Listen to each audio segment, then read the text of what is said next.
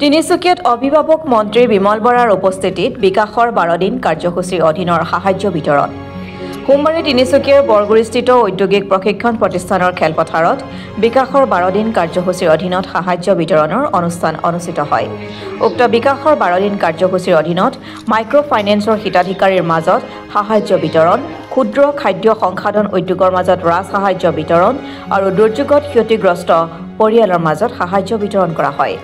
উক্ত অনুষ্ঠানত মুখ্য অতিথি হিচাপে উপস্থিত থাকে কেবিনেট মন্ত্ৰী তথা তিনিচুকীয়া জিলাৰ অভিভাৱক মন্ত্ৰী বিমল বৰা। কেবিনেট মন্ত্ৰী বিমল বৰাক মাইক্ৰ ফাইনেন্স আৰু ঋণগ্ৰস্ত মহিলাসকলে কি কাৰণত ঋণসমূহ পৰিশোধ কৰিব নোৱাৰিলে অৱগত কৰে।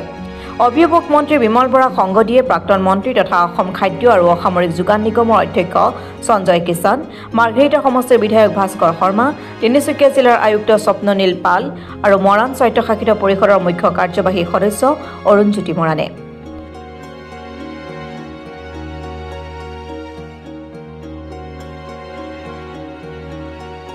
বিকাশৰ 12টা দিন আমাৰ ৰাজ্যখনত আৰম্ভ কৰিছে, যাৰ জৰিয়তে বিভিন্ন ক্ষেত্ৰত আমাৰ ৰাইজক বিভিন্ন ধৰণে সহযোগিতা আগবঢ়োৱাৰ এক কৰ্মযজ্ঞ, য'ত ঋণ লৈ ঋণমুক্ত হ'বৰ কাৰণে প্ৰয়াস কৰা মহিলাসকলৰ প্ৰতি শ্ৰদ্ধা, আমাৰ মেধাৱী ছাত্ৰ ছাত্ৰীসকলক তেওঁলোকক দিয়া প্ৰতিশ্ৰুতি অনুসৰি আগন্তুক দিনত ভাল শিক্ষা ল'বলৈ তেওঁলোকে যাতে মনৰ মাজত প্ৰেৰণা পায় তাৰ এটা চিন্তা নিহিত হৈ আছে। অন্যহাতে প্ৰাকৃতিক দুৰ্যোগ ইত্যাদিৰ কাৰণে আমাৰ যিসকল লোক ক্ষতিগ্ৰস্ত হৈছিল সেই আৰ্তজনৰ কাষত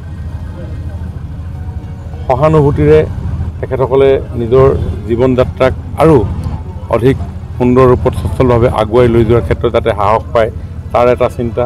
অন্যহাতে উদ্যমিতাৰ জৰিয়তে নিজকে স্বনিৰ্ভৰশীল কৰি জব চিকাৰ নহয়, জব ক্ৰিয়েটৰ হিচাপে আমি আমাৰ সমাজখনৰ প্ৰতি, আমাৰ অৰ্থনীতিৰ প্ৰতি আগবঢ়োৱা দায়িত্বক তেখেতসকলক উৎসাহিত কৰাৰ মানসেৰে PMFME হওক, মাইক্ৰ ফাইনেন্স ইনচেণ্টিভেই হওক, অৰুণোদয় হওক অথবা ডিজাষ্টাৰ মেনেজমেণ্ট, বিভিন্ন ধৰণৰ কাৰ্যসূচীৰে আমি অসমত এই 12টা দিন আমি পালন কৰি আছোঁ। আৰু আজি তিনিচুকীয়াত আমি 3টা বিষয় লৈ আমি সমবেত হৈছিলোঁ। এটা হ'ল মাইক্ৰ ফাইনেন্সত ঋণগ্ৰস্ততাৰ পৰা মুক্ত হোৱা এটা আঁচনি, দ্বিতীয়তে আমাৰ যোৱা প্ৰাকৃতিক পৰিৱেশত ক্ষতিগ্ৰস্ত হোৱা লোকসকলক সহযোগিতা আগবঢ়োৱা আৰু প্ৰধানমন্ত্ৰী খাদ্য সংসাধীকৰণ আঁচনিৰ জৰিয়তে উদ্যমিতাক জীৱনৰ কৰ্মৰ পথাৰৰ এজন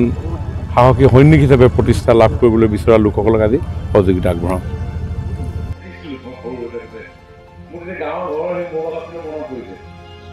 ব্যুৰ ৰিপৰ্ট অসম টুডে।